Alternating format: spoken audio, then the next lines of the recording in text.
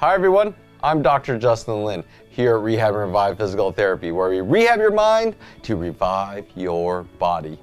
I bet you clicked on this video because you're wondering why the figure 4 stretch is hurting you.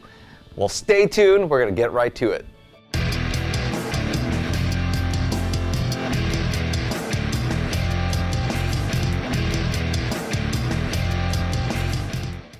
A lot of you at home who are watching this video are wondering why their figure 4 stretch is hurting them.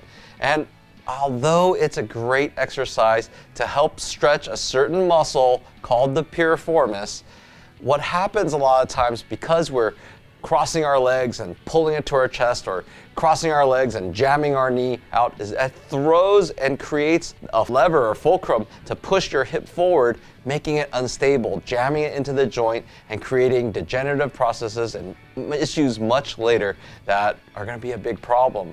So we're going to do a similar type of exercise, change it up a little bit, make it safer, and keep your hips more stable. So stay tuned. All right, so we're gonna get into the figure 4 stretch. A lot of you out there are doing this particular stretch where you cross here and then you pull. Now there's two ways I've seen people do it, where they just keep pushing it and breathing in and out, and you're feeling a different stretch where this kind of goes across here.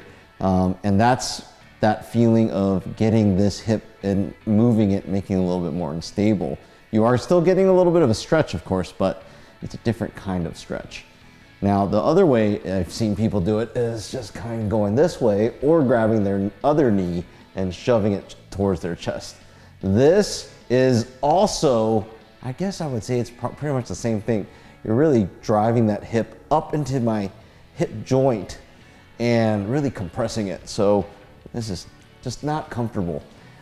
So the right way is we want to do single knee to chest, and then we're going to cross over as much as possible. You're going to feel a deeper stretch. So this is the big part, is setting yourself up. So whatever your target leg is, let's use the left one since I was just using that as the target leg.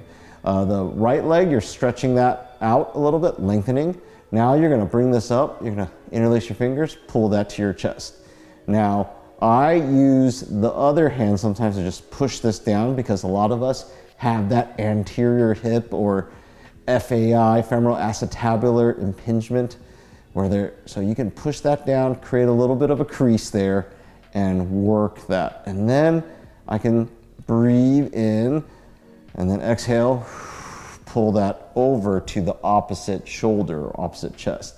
And you just keep working that. You're gonna feel that in a different area. Feels more superficial, which is the right target, not that deep, and you're not getting that pinching, you know? And so that's gonna be the goal, and hopefully, even in comparison, I can keep forcing myself to do the figure 4 stretch, but you know, just by doing this gently goes a long way. But once again, it's inhale. If you wanna use that as a little crease here, you can use your thumb, pull that over, take some deep breaths, or if you want, you can push into your hand, let it go. You're pushing into this hand with your leg and then letting go. That's why it's shaking, and then I can get a little bit more. And you just hold that. And so that's a better, safer stretch for us all to save our hips from instability. Hopefully you've given the single knee to chest and crossover a fighting chance compared to this figure 4 stretch. And you have a happy and healthy hip.